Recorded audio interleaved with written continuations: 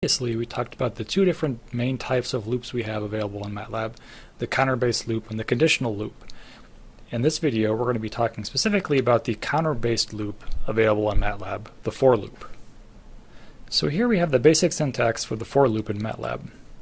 So you can see we have a new keyword, for, which defines the beginning of a for loop. We also use the end keyword like we saw for if structures and things like that. So let's take a look specifically at how we build this for loop.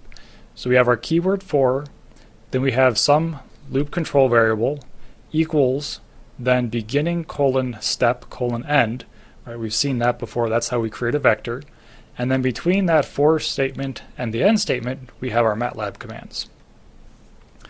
So the control variable will count from the beginning value to the end value based on the step size that we give it.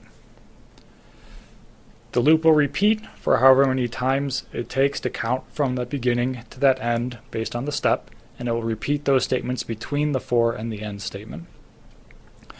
And once the control variable reaches a value that's outside of the range that we've specified, the loop will stop repeating. Alright, so let's actually plug some values into this structure and see what happens. So here we have an example. Our loop control variable is k, and then we have 1:1:10. So to start off with, the value of k is set to 1. We perform the set of MATLAB statements that are included within the loop, and then we repeat. At that point, k is then incremented to the value of 2 since our step size is 1. So we start out with k equal 1, we move up to k equal 2. We repeat those MATLAB commands a second time. Right? We continue through this process. K gets incremented to 10. 10 is still within that range, so we perform our set of MATLAB commands for the 10th time. At this point, k would be incremented to 11. Right? 11 is outside the range of values that we specified. So at this point, then, we would stop the loop from executing, and it would move on then with the rest of the program. Okay? So our loop control variable k starts out at our initial value, ends at our final value, and the MATLAB statements get repeated each time we change that value of k. Okay, so let's actually look at some real code with some MATLAB commands inside our loop as well. So here we have an example. We have two variables, sum and product, which are initially set to the values of 1 and 2 respectively. And then we have a for loop. We can see again our loop control variable is k. You don't have to use k, but that's what we commonly use. And then we also have 1:3. So if you remember back to when we first started talking about arrays, 1:3 would create the vector 1, 2, 3. So those are the values that the loop control variable k will take on, which means that this loop is going to repeat 3 times. So let's go through and take a look at what happens here.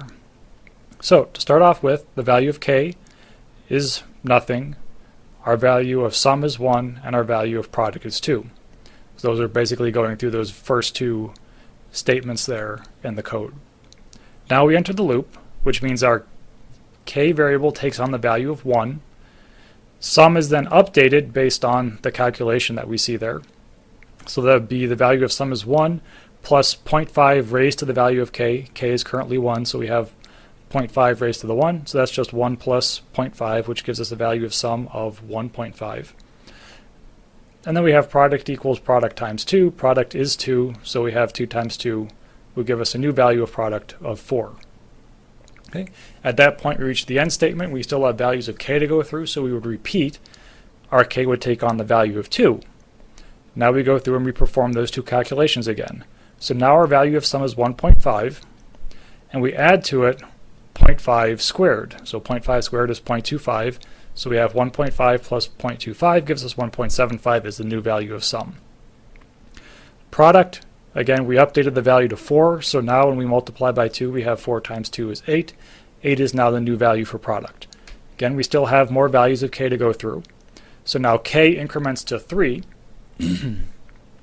We then perform our two calculations. So now we have our new value of sum of 1.75 plus 0.5 cubed, which gives us 0.125.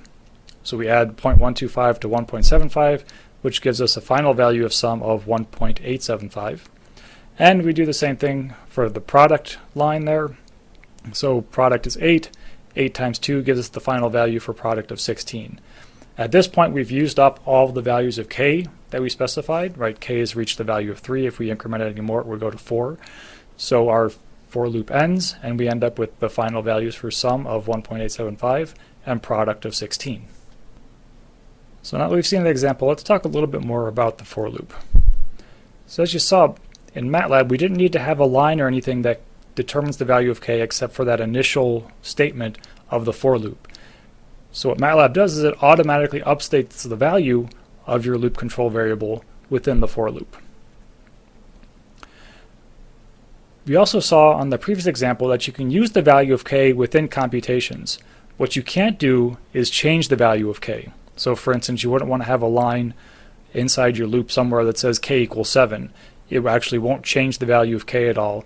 K will continue to be the loop control variable and continue to count up from your starting value to your ending value. Right, and just like I said before, and like we just saw, you can use that loop control variable to calculate other variables or other values. One thing that if you've done programming before, you may have used as your loop control variable the variable I or the variable j. It's common if you were performing loops in maybe C++ or something like that. You don't want to use I and j as your loop control variables when you're using MATLAB, because I and j are actually used for the imaginary number, the square root of -1. Okay, so use something else. We use k pretty often. You could use m or n or something like that. Just don't use I and j. So that brings us to the end of this video. Hopefully you now have a better idea of what a for loop is and how to use one in MATLAB.